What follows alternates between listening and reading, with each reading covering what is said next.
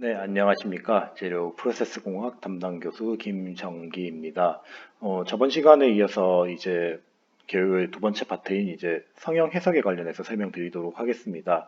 앞전 시간에 지금 배워봤던 내용들이 이제 주로 재료의 기계적 특성을 어떻게 평가를 하여서 할 것이며, 이 평가된 기계적 특성하고 소재의 성형성 결과를 어떻게 이 해석을 하는 어떻게 이제 연관을 지을 것인지에 대한 설명을 하였고, 그리고 이제 소재의 성형성을 정량적으로 평가하기 위한 소재 평가법 네 가지에 대해서 간략하게 소개를 드렸습니다. 자, 그래서 이런 결국에는 이제 이런 소재 평가법을 기반으로 해서 우리가 실제 제품들을 이제 만들게 될 것인 건데, 이런 실제 제품 생산을 했을 때, 뭐, 소송 가공을 할 때 앞에 봤던 평가 데이터를 사용을 하긴 합니다만, 실제로는 뭐, 한계에 도달을 했을 때, 막, 크랙이 이런 식으로 생길 수가 있고, 파기가 생기게 됩니다. 뭐, 이게 실제 성형성 결과랑, 뭐, 이전 성형성 결과가, 매치가 잘 안 된 경우가 사실은 실제 현장에서 거의 대부분입니다. 왜냐하면은, 이제 성형성 시험 같은 경우는, 이제, 뭐, 시편 규격도 정해져 있고, 이제, 뭐 위에 루브리컨트라고 해서 윤활제 같은 거 이제 발라서 이제 시험을 하게 되는데, 이 윤활제도 이제 실제 그 제품을 사용할 때 사용하는 윤활제랑 시험을 할 때 윤활제도 다 조건들이 다르고, 그리고 이렇게 이제 양옆에서 잡는 이제 블랭크 홀딩 포스라든지 그런 힘들이 원래 실제 제품에 사용되는 공정하고도 차이가 있기 때문에 이런 현상이 나타나는데요. 뭐 그래서 결국에는 뭐 그렇다고 해가지고 이런 시편들을 뭐 한 100장 뭐 200장 만들어가지고 일일이 테스트 해볼 수도 없기 때문에 소선 가공 수행을 하기 이전에 이제 미리 상형 해석을 해가지고 좀 대략적으로 이 정도에서 이 정도 범위까지는 시험이 가능할 것이라고 가정을 하고, 그래서 이때 가공 한계를 먼저 체크를 하고 난 다음에 여기서 이제 컴퓨터로 세세한 수정을 하는 뭐 최적화 과정을 수행을 하게 된 경우가 거의 대부분입니다. 그래서 이 과정을 이제 우리가 성형 해석이라고 얘기를 하게 되고, 성형 해석에 많이 사용되는 소프트웨어들 같은 경우는 이제 뭐 앞에서 뭐 여러분들께서 많이 들어보셨을 거라고 생각이 되지만은 CAD 같은 이제 도면 그리는 소프트웨어가 있을 거고, 그리고 뒤에서 설명드릴 유한 요소 해석이라는 소프트웨어가 존재를 합니다. 그래서 이런 그두 가지의 소프트웨어를 같이 어, 조합을 해서 이제 실제 어, 제품화할 때 필요한 이제 최적화에 필요한 이제 시간이라든지 비용을 이제 많이 절감을 하게 되는 것이죠. 그래서 결국에는 이런 최적화 과정을 할 때 이 해석 소프트웨어들을 많이 사용을 하게 되는데, 일단은 뭐 이론이 잘 맞아야 될 거고, 그 해석할 때 소프트웨어를 좀 올바르게 사용을 할 줄 알아야지 어, 정확한 결과를 얻을 수 있기 때문에 이 과정이 상당히 중요해지게 됩니다. 그래서 결국에 이제 앞부분의 캐드라든지 도면 부분 같은 경우는 아마 저보다도 더 잘 하시는 분들도 많이 있고, 회사 쪽에서 많이 사용을 하고 있기 때문에 좀 많이 친숙하시리라 생각이 됩니다만, 유한요소 해석 소프트웨어 같은 경우는 사실 업체들 쪽에서 많이 사용하는 업체들도 있지만 그렇지 못한 업체들도 상당히 많습니다. 특히나 이제 그 CAD에서 도면을 먼저 그리고 난 다음에 이 해석 소프트웨어를 사용하게 되면은 실제 이제 회사에서 그 다룰 수 있는 그 문제들에 대해서 그 해답을 얻을 수 있기 때문에 상당히 좀 도움이 많이 될 수가 있는데요. 그래서 제가 요 강의에 해당 내용을 좀 간략하게 소개를 드리려고 합니다. 자, 그래서 일단 유한요소 해석에 대해서 먼저 설명을 드리자면은, 뭐, 일단, 제일 쉽게 설명을 드리자면은, 사각형의 뭐 물체가 있다고 생각을 해보겠습니다. 이거를 우리가 민다고 한번 생각을 해보겠습니다. 그러면 결국에 이쪽으로 이동을 하겠죠? 그 이동을 할 때에 나타나는 주요 현상에 대해서 설명을 해보자면은, 뭐, 가속도 법칙이라고 해서 뭐 F 이퀄 ma 뭐 이런 게 이제 힘이 작용이 할 거고, 그리고 이 땅바닥하고 물체 간에 접해 있는 면 사이에서 마찰이 일어나겠죠. 네. 그래서 이런 식으로 이제 힘하고 마찰의 그 균형에 의해서 이게 이동을 하게 될 건데, 뭐 이렇게 간단한 녀석들 같은 경우는 해석이 상당히 간단할 겁니다. 그냥 우리가 수직으로도 풀 수 있을 거예요. 근데 만약에 뭐 이렇게 이제 물체가 간단한 물체도 아니고 굉장히 복잡한 뭐 동상 같은 게 있다고 가정을 하게 되고, 네, 이런 식으로 이제 동상이 있다고 가정을 하게 되고, 이 동상을 이렇게 미는 와중에 위에서 뭔가 강치 같은 게 빵 때리고 떨어졌어요. 그러면 이제 문제가 굉장히 복잡해질 겁니다. 이거를 이제 수식적 수학, 뭐 간단한 수학으로 이제 나타내기 상당히 어려울 거고, 이거 그리고 일단 형상 역시도 복잡하기 때문에 이 위치에 걸리는 힘이랑 이 위치에 걸리는 힘이랑 이 위치에 걸리는 힘이랑 이 위치에 걸리는 힘, 뭐 다리에 걸리는 힘이랑 이제 팔에 걸리는 힘 그리고 목에 걸리는 힘들이 다 다를 겁니다. 그래서 이런 문제들을 이제 해석을 하기 위해서 사람들이 어떻게 생각을 했냐면은, 아, 뭐 이걸 통짜로 해석할 필요가 있겠냐? 다 일정하게 쪼개가지고, 네, 이런 식으로 똑같이 이제 쪼개가지고 이제 각 위치에서의 결과물을 각각 얻어내자라고 이제 컨셉을 나타냈습니다. 그래서 뭐 오른쪽에 보시다시피 이제 이런 네모난 물체 역시도 이제 더 잘게 네모로 나눌 수도 있고, 이 나눴을 때의 각각의 그 교차점들을 이제 절점이라고 얘기를 하게 되는데, 요 절점 각각의 절점에서 F 이꼴 MA를 각각 계산하는 거죠. 그럼 이 위치에서 나타나는 F 이꼴 MA랑 이 위치에서의 F 이꼴 MA, 이 위치에서의 F 이꼴 MA랑 이 위치에서의 F 이꼴 MA가 다 결과가 다를 것입니다. 네. 그래서 이런 식으로 선형적으로 이제 계산들을 다 진행을 하게 되고, 이 계산한 것들을 다시 다 합쳐서, 네, 이 결과값들을 다 한번 다 뭉쳐가지고 얻은 원래 이제 요 결과값이랑 이제 비교를 하게 되는 것이죠.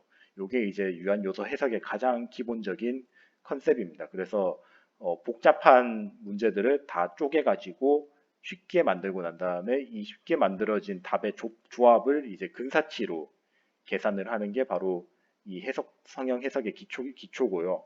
이 성형 해석 같은 경우는 아까는 제가 F 이퀄 ma, 그러니까 힘에 대해서만 얘기를 했는데, 그러니까 응력에 대해서만 얘기를 했는데, 뭐 열전도 문제에서도 똑같게 해석할 수 있고, 뭐 액체 같은 유체에서도 해석할 수 있고, 심지어 그러니까 정전기, 그러니까 뭐 V 이퀄 IR 같이 이제 간단한 정기적 해석 역시도 여기서도 해석이 가능하다는 겁니다. 그래서 뭐 실제 이제 그 아바쿠스에서 계산 돌아가는 걸 보게 되면은 이런 좀 뭐 이거를 잘게 계산 쪼개가지고 원래 시간이 이제 10초라고 하게 되면은 0.1초마다 이제 뭐 계산 돌려가지고, 이 계산치가 뭐 우리가 예상하는 예측치 안에 들어와 있다. 그럼 다음 계산으로 돌아가서 뭐 0.2초 거에 계산을 하고 다시 이렇게 돌아가고 계속 이걸 뺑뺑이 도는 과정이라 생각하면 됩니다. 그러니까 모든 거를 시간도 그렇고 이 단위도 그렇고 다 잘게 쪼개가지고 그 계산한 값들을 어, 합쳐서 근사시키는 방법이라고 생각을 하시면 되겠습니다. 자, 그래서 이런 유한요소 해석을 할 때 주요 어, 프로시저 프로세스라고 하죠. 이 프로세스에 대해서 설명을 드리자면은 그게 전처리, 해석, 그리고 후처리라는 과정을 거치게 되는데요. 해석 같은 경우는 주로 예전에는 이제 이게 개발이 좀 덜 돼 있는 상태다 보니까 이제 그 계산을 돌아갈 때 아까 봤던 그 F 이퀄 MA라는 식 역시도 우리가 직접 다 짜맞춰서 넣어줘야 됐습니다. 근데 요즘 같은 경우는 요즘 특히나 이제 아바쿠스 같은 그 상용 소프트웨어들은 그럴 필요가 없고 이제 얘들이 이제 뭐 상용 해석 코드가 잘 만들어져 있어요.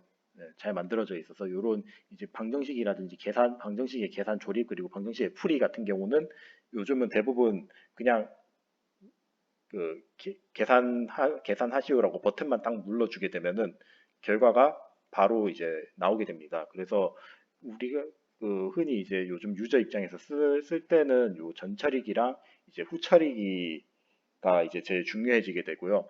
전처리 같은 경우는 아까 앞에서 봤던 뭐 캐드 있지 않습니까? 캐드로 이제 도면 그려가지고 이제 금형 이제 만들고 판재 만들어가지고 얘들 이제 배치를 해야겠죠. 이런 식으로 이제 뭐 배치를 해가지고 금형이 어떤 속도가 얼마나 빨리 내려와야 되고 시간이 뭐 그럴 때 누르는 시간이 어떻고 주변의 온도는 어떻고 뭐 이런 조건들을 이제 부여를 해줘야 되고 그리고 계산을 하기 위해서는 아까 전에 말씀드렸듯이 이 판재를 잘게 쪼개가지고 요소를 나눠줘야지 계산이 진행이 가능하겠죠. 그래서 뭐 형상 모델링이라고 쓰이는 이제 CAD 과정 그리고 요 요소망 요 쪼개진 거 그리고 이제 요소의 성질 그러니까 이 재료의 성질이 어떤가 재료의 강도가 어떻고 연신율이 어떻고 뭐 이런 것들에 대한 성질을 이제 그 정의를 하고 그리고 이 주변의 조건 그러니까 누르는 속도가 어떻고 마찰 계수가 어떻고 누르는 시간은 어떻다 뭐 이런 것들을 이제 추가를 하고 그리고 이 크기를 이제 최적화를 해줘야 됩니다. 왜냐하면 크기가 뭐 뒤에서 나중에 설명을 드리겠지만 크기가 이런 식 하나의 요소가 이렇게 큰 녀석이랑 작은 녀석이 있다고 하면은 어떤 부분이 더 정확할까요? 작은 녀석이 훨씬 더 정확하겠죠? 작은 녀석이 정확한 대신에 이 똑같은 크기에다가 큰 녀석들로 배치를 한 거랑 뭐 작은 녀석들로 잘게 이렇게 배치한 게 있다고 하면은 계산 시간은 어떨까요?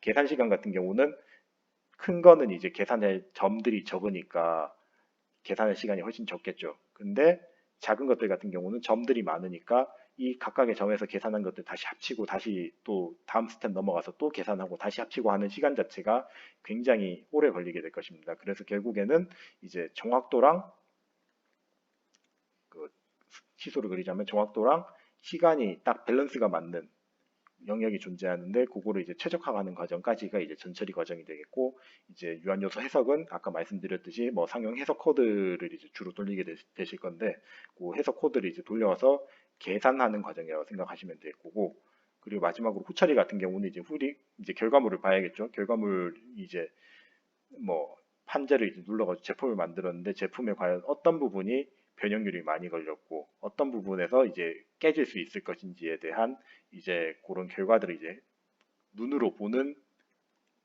과정이 되겠습니다. 그래서 이렇게 3단계 과정을 거친다고 생각을 하시면 되겠고요. 그래서 이런 식으로 이제 계산을 하고 나면 우리가 어떤 부분들이 이제 가능한지에 대해서 좀 봐야 될 겁니다. 그래서 뭐 첫 번째로 얘기를 하자면은 아까 앞에 봤듯이 이제 금형이 있을 거고 인곳이 두 가지가 있을 거예요. 금형 인곳을 이런 식으로 이제 누른다고 가정을 했을 때 이 제품이 특정 제품이 나오겠죠. 특정 제품이 나왔을 때 이때 변형률이 그러니까 변형을 얼마나 특정 부분에서 얼마나 받았는지를 확인할 수 있고 이 변형을 많이 받은 부분들이 생기면 좋지 않겠죠. 그 좋지 않은 부분들을 어떻게 하면은 완화시킬 수 있는지 금형을 이제 수정을 할 수 있는 과정을 이제 거칠 수 있을 거고요. 그리고 이제 재료에 열이 가해지면은 이 재료에 열이 가해지면서 얼마나 뒤틀리고 얼마나 이제 온도가 분포를 하게 될지도 해석 가능하고 그리고 뭐 재료의 이 변형률 아까 이제 인장 곡선을 보셔서 알겠지만은 재료의 변형률이 이제 증가하면 증가할수록 강도는 증가하게 되는데 이때 이제 과연 재료 안에 나타나는 결정들이 어떻게 바뀌는 어떤 관계를 가지고 있을지에 대한 얘기도 할 수 있고 뭐 밑에 봤듯이 뭐 jel삭 가공 해석이라든지 롤포밍 압출 해석 같은 다양한 공정들의 해석이 가능해집니다. 그래서 이런 장점들이 있기 때문에 성형 해석을 사용을 하게 되고 이번 학기에는 이런 해석을 할 수 있는 소프트웨어 중에 제일 대표적인 소프트웨어 중 하나인 아바쿠스에 대한 사용 방법에 대해서 제가 직접 설명을 드릴 수 있도록 하겠습니다. 그리고 이제 마지막으로 이제 소재 공정에 대해서도 이런 이제 해석이라든지 성형을 하고 나면 이제 최종 제품에 대해서 생각을 해봐야 되는데 이제 우리가 사용할 수 있는 공정들이 굉장히 많은 공정들이 있습니다. 뭐 금속을 녹여가지고 주물에 넣어가지고 주형 제품을 만들게 되는 주조 공정에 대한 얘기도 할 수 있을 거고 그리고 아까 앞에서 봤듯이 이제 두께가 두꺼운 이제 금속을 이제 아변노을에 밀어가지고 이제 판재를 만드는 아변 공정 같은 것들도 생각을 해볼 수 있을 겁니다. 자, 그런데 이런 식으로 이제 공정을 진행을 할 때 막 공정을 진행을 할 수도 있겠지만은 뭐 주조도 그렇고 아변도 그렇고 기본적인 이론이라는 게 존재는 합니다. 그래서 뭐 주조를 할 때 재료에 따라서도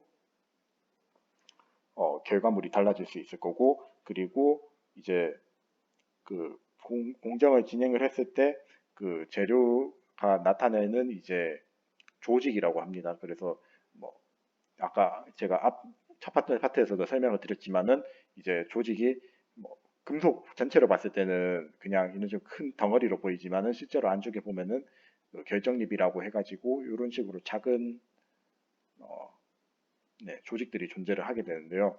이 조직들이 이제 주조를 하면서 어떻게 형성되는지에 대해서도 배워볼 수 있도록 하겠습니다. 그리고 이제 주조를 했을 때 그 특히나 이제 합금 주조에서 이제 많이 나타나는 문제입니다. 그 합금 주조를 하고 나면은 이제 주조한 부분들 중에 약간 특정 부분들이 이제 취하가 일어날 수 있거든요. 그 취하가 일어난다는 뜻이 결국 소위 말해서 그냥 그 쉽게 뭐 깨지거나 네, 균열이 발생할 수 있다고 하는 건데 요런 취하가 일어나는 가장 큰 원인이 뭐냐면은 이제 그 학금 안에 그 학금에서 이제 응고가 일어나면서 나타나는 편석 현상 같은 그런 현상들이 있어요. 네, 요 편석이 나타나게 되면 이 편석이 일어난 지점을 중심으로 해가지고 쉽게 깨지게 되는데 그 편석이 나타나는 이유랑 없앨 수 있는 방법에 대해서 또 학습을 해보게 될 것입니다. 그리고 이제 아변 같은 경우도 아까 앞에서 설명드렸듯이 이 아변 역시도 어, 그냥 쉽게 밀리는 것처럼 보이지만 실제로는 그렇지 않은 경우가 대부분이고요. 뭐 우리가 흔히 생각했을 때는 그냥 롤을 이런 식으로 두 개만 배치를 해가지고 밀면 되겠다고 생각을 하지만은 실제로 그렇게 하면 아변이 거의 안 되기 때문에 이거를 이제 도와주는 이제 서포팅 롤 같은 백업 롤 같은 롤들이 이제 존재를 하게 됩니다. 그래서 이런 롤들에 의해서 이제 힘을 더 받아가지고 이제 제품들이 만들어지게 되는데요. 그렇다고 해가지고 이게 제품들이 뭐 그렇게 쉽게 만들어지는 건 아닙니다. 이게 뭐 특히나 이제 강도가 높은 재료들을 합연을 하게 되면은 이렇게 롤들을 여러 개를 배치를 하더라도 이 롤들이 막 휘는 경우도 있고 축이 막 틀어지는 경우도 존재를 하고 그 결과물로 인해서 재료가 뭐 완전한 이제 이런 식으로 평탄하게 나와야 되는데 그러지 못하고 약간 배가 좀 살짝 부르게 나오는 경우도 있습니다. 그래서 이런 아변을 했을 때 나타날 수 있는 문제점이라든지 이제 결함에 대해서 한번 배워보게 볼 것이고요.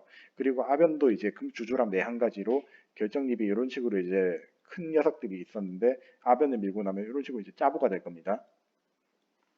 네, 이런 식으로 이제 짜부가 이런 식으로 이제 길게 짜부가 될 건데 이 짜부가 될 때의 미세 조직 차이에 대해서 좀 얘기를 할 것이고 그리고 아변 같은 경우는 이제 상온에서도 진행을 할 수 있지만은 온도를 좀 높여서도 진행할 수 있겠죠. 아변이랑 그 상온이랑 이제 고온에서 이제 아변을 진행하기 했을 때 결과물들이 차이가 생기게 됩니다. 그 차이에 대해서 얘기하는 시간을 가져보도록 하겠습니다. 네, 그렇게 보시면 되겠고 다음으로 이제 단조랑 이제 압출 인발 역시도 상당히 중요한 공정인데요. 뭐 흔히 이제 같은 공정은 이제 단조랑 압출 같은 공정 같은 경우 회사에서 제일 많이 쓰이는 공정 중 하나일 겁니다. 그래서 뭐 이런 식으로 이제 인곡 같은 걸 집어넣어 가지고 압축을 해가지고 네, 특정 형상을 만드는 공정이 될 것인데요. 이런 식으로 이제 공정을 했을 때 뭐 냉간 뭐 상온에서는 아마 거의 공정을 하기가 상당히 힘들 것입니다. 그래서 대부분은 이제 얘네들을 좀 달궈 놓은 상태에서 공정을 많이 진행을 하게 될 것이고요. 이렇게 공정을 진행을 하고 난 다음에 나타나는 이제 단조 조직 역시도 앞에서 봤던 그 주조라든지 아변과는 또 다른 미세 조직이 발생을 하게 될 것이고 이 단조 공정들에도 상당히 많은 공정들이 있죠. 뭐 지금 같은 경우는 이제 다이가 이런 식으로 막힌 상태의 다이를 사용하는 경우도 있지만은 아니면 그냥 아예 그냥 프리폼 공정이라고 해가지고 그냥 양옆이 뚫린 오픈 다이 공정도 있을 겁니다. 그래서 그런 공정들을 진행했을 때 과연 이 안에 들어간 재료의 결과물이 어떻게 차이를 보이는지에 대해서 좀 설명을 드리려고 하고요. 마지막으로 이제 압출 인발 같은 경우는 이제 그 빌렛을 이렇게 집어넣어가지고 뒤에서 밀어서 이제 선재를 만드는 공정인데, 요 선재를 만들 때, 예, 선재를 만들 때 필요한 그 압출이 이런 식으로 들어가게 되면 처음에 이제 힘이 엄청 많이 필요하다가 어느 정도 가면 이제 점점 줄어들었다 다시 증가하는 이런 패턴을 보이는 경우가 많은데, 이런 패턴이 왜 나타나는지에 대해서도 설명을 드릴 거고, 그리고 압출 공정 역시도 이런 식으로 이제 직접 이렇게 밀어낸 공정이 있는 반면, 아니면은 재료를 이렇게 채워놓고 램을 역으로 이렇게 밀어내는 공정도 있습니다. 그래서 이렇게 직접 밀어내는 공정하고 역으로 밀어내는 공정에서의 차이랑 이때 나타날 수 있는 제품의 형상 차이에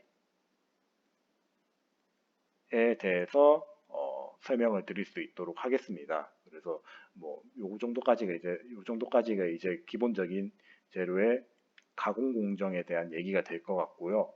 그리고 이런 식으로 이제 제품을 가공을 했습니다. 뭐 한 가지 예를 들자면은 냉연을 해가지고 제품이 이런 식으로 미세 조직이 나왔다고 생각을 해보겠습니다. 이런 식으로 이제 조직이 나왔을 때 그 실제로 이제 뭐 아까 앞에서 맨 처음에서 봤던 인장 시험을 한다고 가정을 하게 되면은 강 강도는 굉장히 높아집니다. 그 이유에 대해서는 제가 뒤에서 설명을 드리겠습니다. 강도는 높아지는데 연신율이 굉장히 안 좋아집니다.